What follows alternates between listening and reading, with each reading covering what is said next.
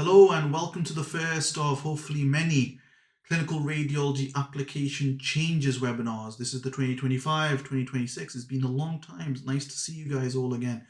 And of course, the first of many webinars that we're going to cover the 25 to 26 changes. This is all about portfolio, a big thing for many of you. You've got plenty of time to get as many points as possible. We will, of course, help you along the way.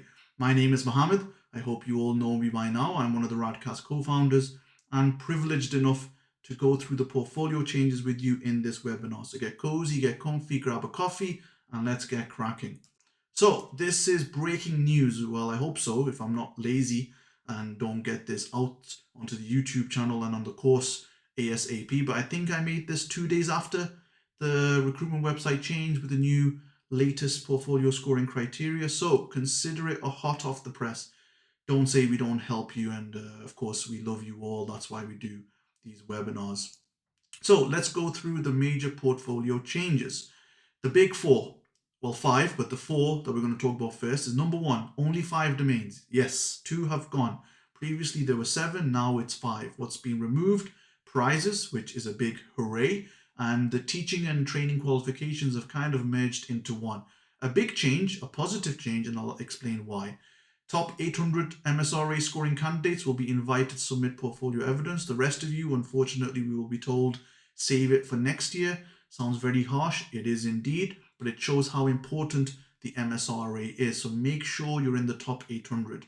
0 portfolio evidence, which I will be so surprised if any of you fall into this category. If you do, what have you been doing? But if you do somehow, bizarrely, stupidly, have 0 portfolio evidence, your application is going to be rejected. A big shame, like ridiculous. So even if you, I don't know, are betting on the interviews and smashing it and you're that confident, please at least get one. Do one thing, do one radiology conference or a course just to get 1 point so you don't at least get kicked out. And then new thing for this year is the assessors will get 10 minutes to review your portfolio score. That means a portfolio review station. It's back after a long time of it not being included because they utilized online verification, etc. But now they're going to have 10 minutes to go through the 5 domains and see what you put, see what evidence you gave, and then kind of either go, yeah, we agree with you, or kind of push back and say, why have you given yourself full marks in commitment? What justification have you given? And it's great for you, honestly, because you get to justify. If there is a bit of confusion, like, is this a peer-reviewed publication? Like, yeah, it is. PubMed index. Here's the PubMed ID. Like, oh yeah, it is. Full marks. Okay, so it's good for you. It's a bit daunting, but of course we will help you with that if that's something you're looking for as well. So the 5th change, the one that wasn't alluded to on the previous slide, is the scoring matrix. Before, you would get a certain points for the different categories, and the categories would be kind of explained to you and you select them on Oriel. Now it's A to E, where A is worth 4 points and E is worth 0, and of course 4, 3, 2, 1 in between. So when you go mark yourself this year, you're going to give yourself a category score, like, okay, I fit into descriptor, which is for category A. And that means you're going to give yourself 4 points for that. So this is something that you'll see on Oriel for the first time this year. Now, domain 1, commitment specialty. The big change, and the one you should be aware of, and the one we are very grateful for, and we thank the assessors for doing this, is that commitment specialty is now double weighted. So if you give yourself category A, which is 4 points, you actually get 8 points now in commitment specialty because it's double weighted. And all of you, seriously, all of you, have no excuse to not get category A, because multiple significant exposures refers to, in the first instance, taster weeks. Please do not do the same taster week twice. Number one, you're going to be a pain to the department who are already busy and inundated with work so much that is coming out of their ears. But also, the assessors have said to you, we do not count the same taster week exposure as 2 different exposures. Okay? And I keep using the word exposure, and it's very ironic because radiology is all about exposure, but that's, I'll park that pun for a later date. But fundamentally, if we go back Your 2 tastes a week should be different. Maybe do one in diagnostic, then do one in intervention. Maybe do one in adult diagnostic and then go to a pediatric hospital because that's a subspecialist center. Though that exposure will be really different to your adult general exposure. But please don't just come back the next week to the same department like, hi, I'm back, it's Mohammed. Can I do the same thing twice? The consultant like, no, go away. We've got 10 of you trying to do a taste a week. Why are you doing the same thing twice? It's got to be meaningful, different. It's got to be for 3 days. But you can add more to this beyond the taste a week. Radiology conferences, radiology courses provided there for 1 day minimum. You could add things, for example, an elective, a foundation program placement. Those are rare as hen's teeth, but if you are that lucky person who did get one, amazing. Talk about it, bring it up, show evidence. For example, a consultant who was your CS for that placement giving you a letter saying, yes, Mohammed Khan did spend 4 months with us in the radiology department as our foundation year 1 or foundation year 2 doctor. This is what they did, blah, blah, blah. Then, of course, things like student selective modules, student selected components, essays, prizes you may have won. Yeah, prize not a separate domain this year, but you could show as commitment specialty. I won the BSIR essay prize. That's a huge commitment to radiology. You took the time to sit there, or maybe you use ChatGPT, I won't judge, but you did spend the time to prepare an essay on a very topical and controversial issue that is affecting radiology presently. And of course, as we go down the categories, your commitment is becoming less and less up to category D, where you just went to a conference. Try and submit work to a conference, like an abstract, because then you're now working towards domain 5, which is also academic achievements. But fundamentally, there is no reason why you should not be getting category A. There are so many radiology courses out there that you can sign up to that are minimum for 1 day. If you need any help, let us know. But generally, no reason whatsoever that you're not getting top marks. And the fact that it's double weighted shows how important it is. Domain 2, leadership and management, our favorite domain.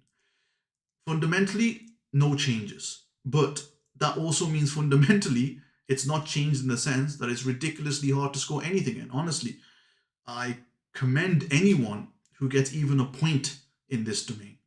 If I was to reflect on my own time applying, I would have really struggled in this domain because it's such a arduous task getting a leadership role. Opportunities come and go. It's very sporadic. Positions are not filled at set times in the year. You've got to be very on the ball. You've got to be doing it for 6 months minimum. But you can see the criteria in front of you. If you're struggling, honestly, if you're applying this year, you don't really have a means of getting points because we're releasing this in September 2025. Applications open in November 2025. That doesn't meet the 6 month mark. But if you're planning ahead, let's say you're applying next year, a few things you could try. Speak to the undergraduate society in your nearest university, the RadSoc, and ask if you can support them. Try and blend and merge and bring together the radiology department that you're in, hospital, and with the undergraduates and try and get like a teaching program set up.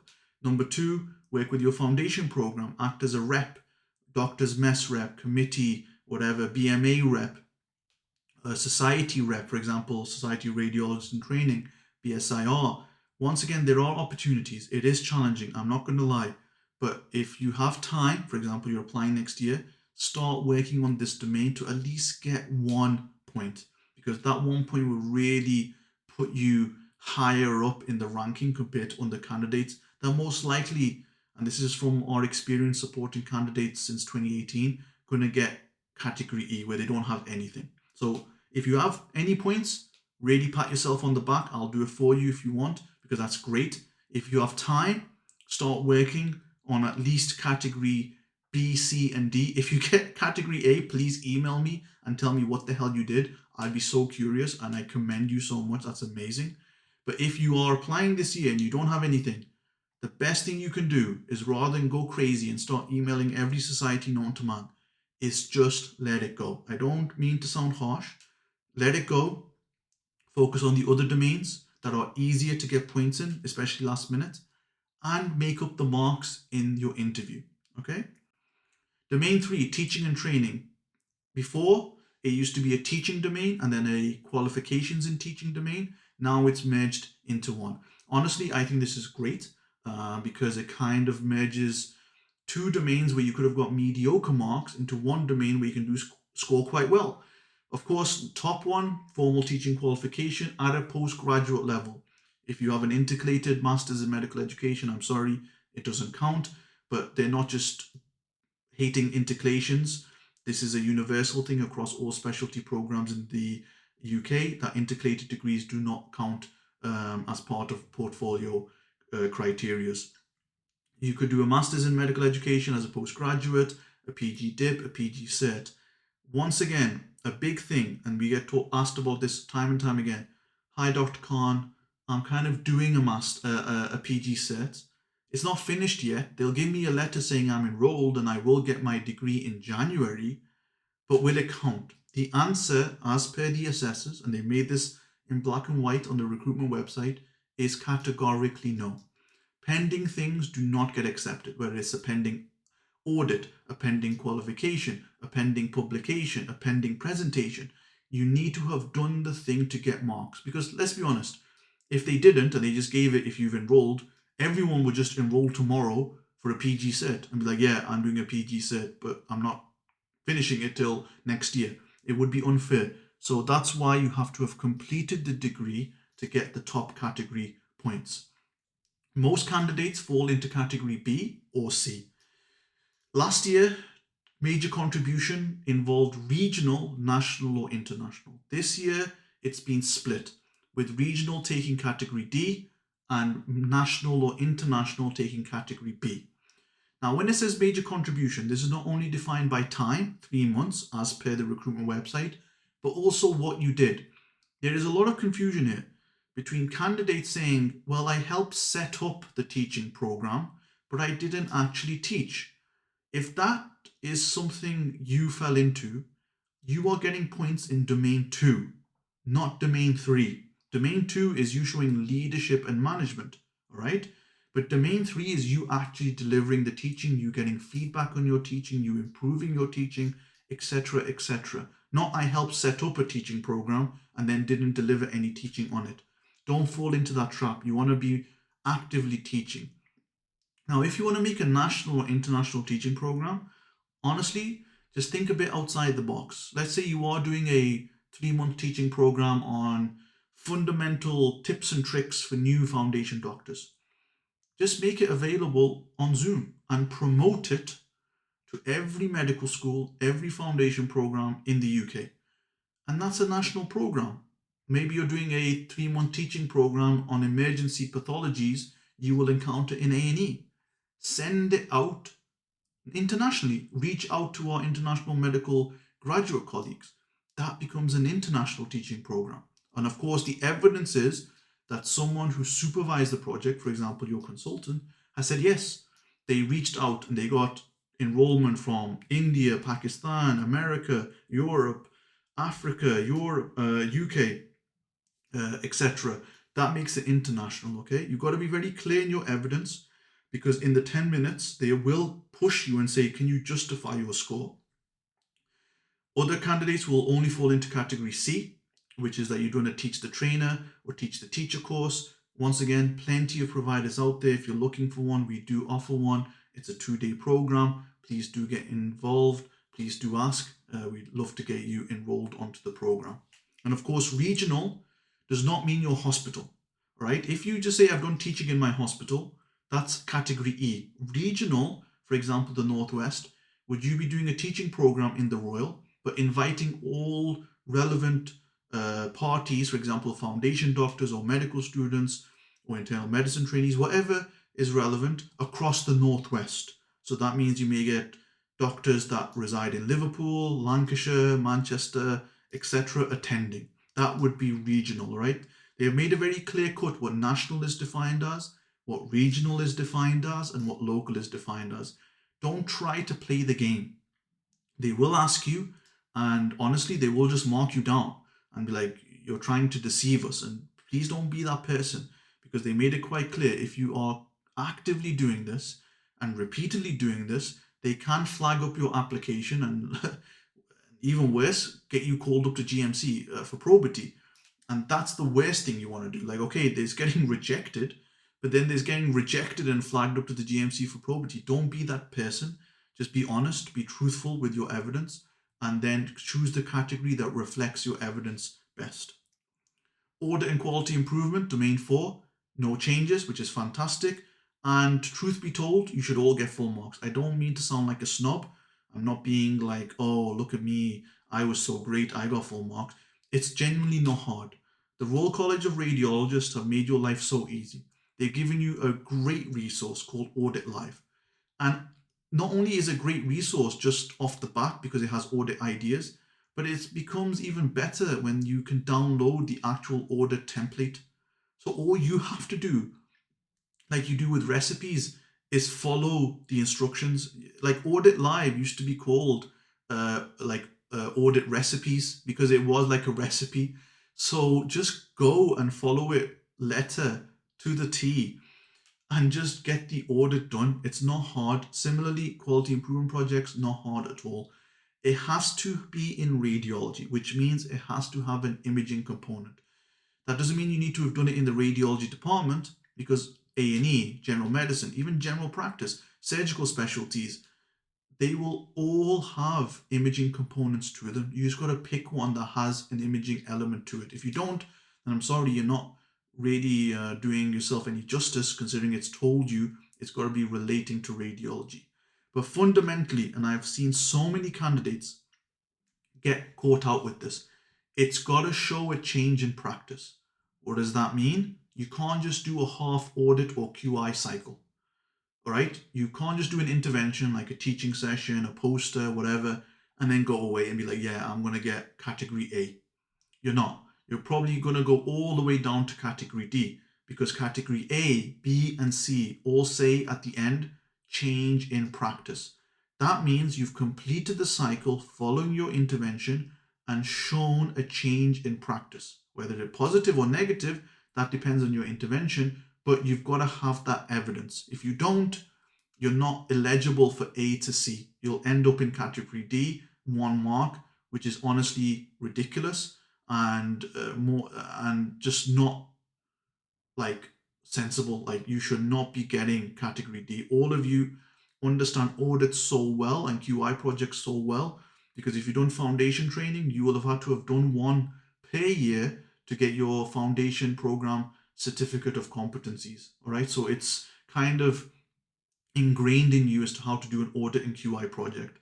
And getting 2 radiology ones is a easy peasy lemony squeezy. And make sure you complete the cycle to show you've shown that there's been a change in practice.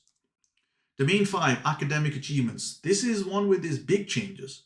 And honestly, it's much more fair. I'm really impressed with what the assessors have done this year, and I commend them for making these changes, because I know it can be very challenging to make these kind of decisions, knowing it can impact so many candidates applying for a training position.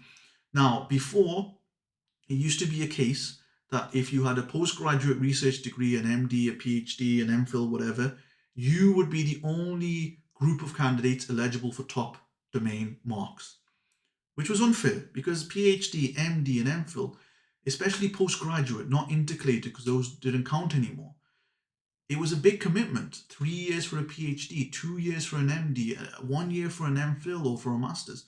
Expensive, both time commitment and financial. But this year they've said you will also get top marks if you have 1 peer-reviewed or more relating to radiology as first author. Now, before you start going out and celebrating that your case report is going to get you category A, it's not. Look at category B, option C, like the third option, a case report relating to radiology. All right. So a case report or a case series will get you option B, category B.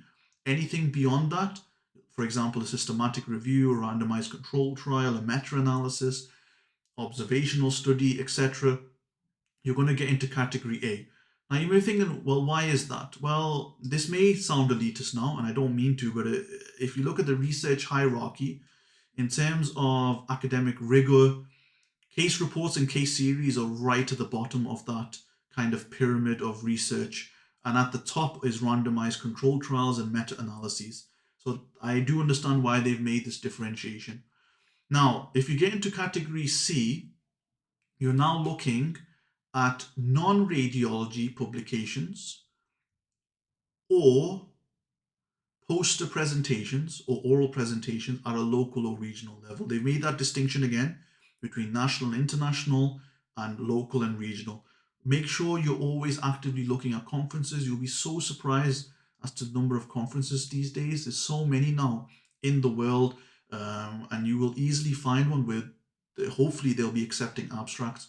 The big four that I always recommend is the UKIO, the BSIR, the SRT, and the RCR annual conferences. Of course, RSNA is a big one. If you can go even before radiology training, that's amazing. It's one of the best conferences I've been to, but there'll be so many. And of course, just try your best to submit. If you've got like a subspecialty project, for example, a head and neck one, big up to my head and neck colleagues.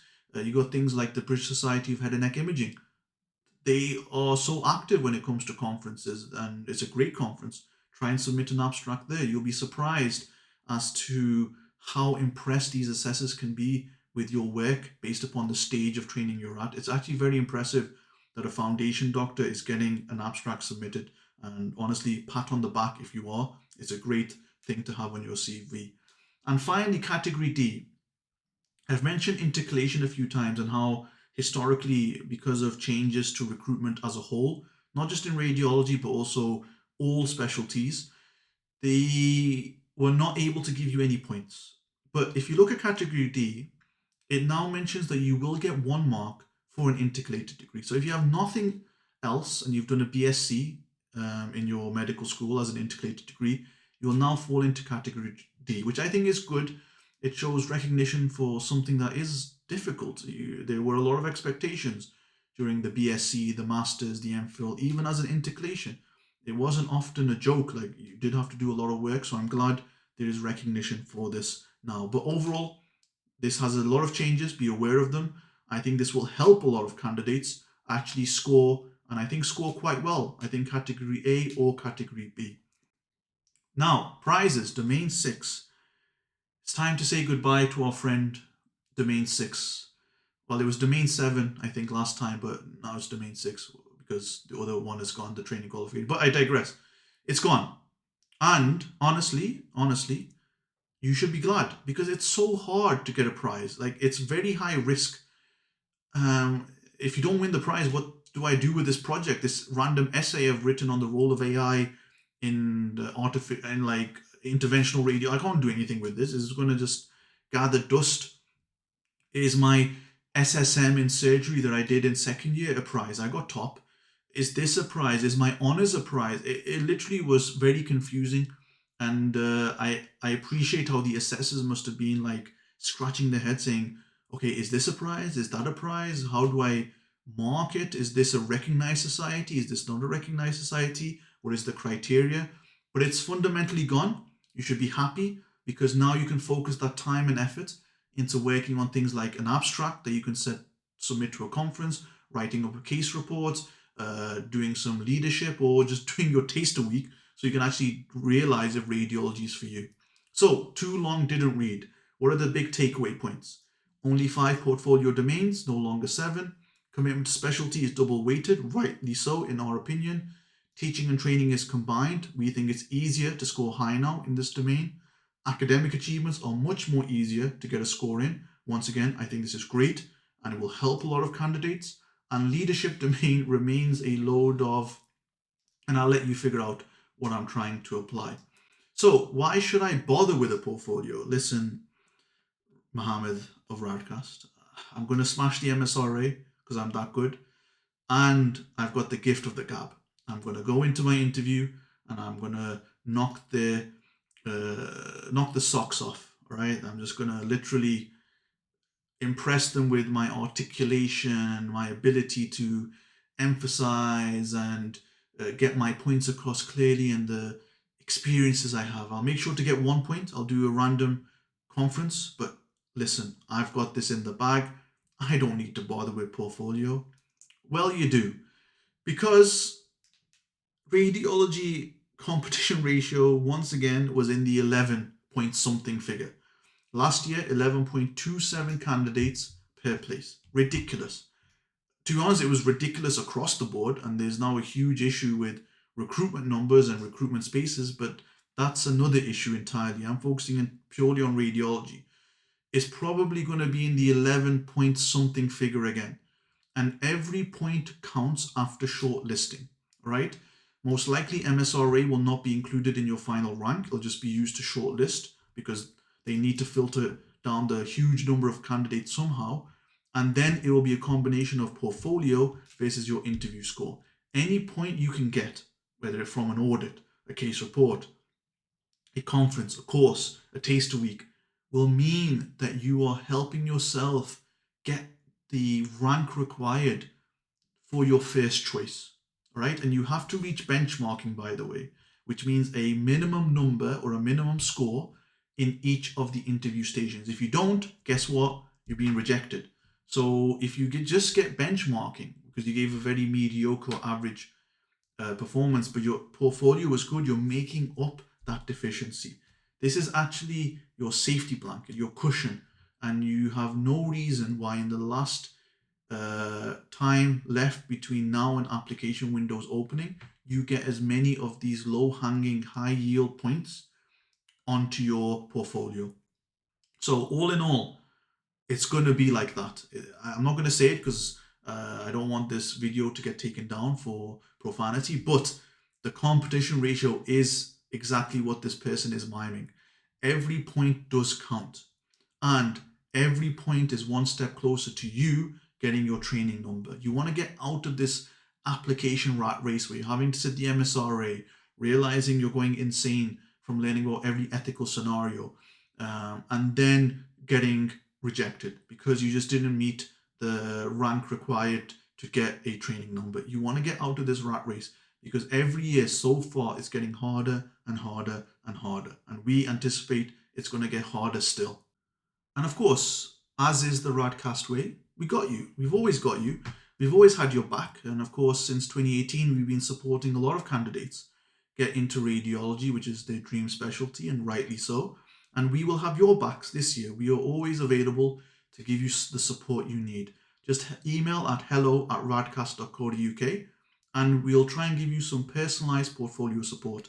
We'll look at what you have, compare it to what the scoring criteria is, and give you kind of a plan as to what you can do to take your portfolio to the next step. So it doesn't matter if you're applying in a few months and need that last minute support, or you're applying next year and want to kind of start getting the momentum going to get as many points as possible. Email hello@radcast.co.uk and we will give you personalized portfolio support. So that was the first webinar in this series. As soon as more information is released about the 2025 to 2026 cycle, you can bet your bottom dollar that we will be releasing a webinar, going through it, getting to grips with it, and trying to relay that information as simple as possible so you can get the most of your application this year, and fingers crossed, touch wood, get your training number in radiology. So yeah, we will always be there to support you. Email hello@radcast.co.uk and we'll see you on the next episode. Take care.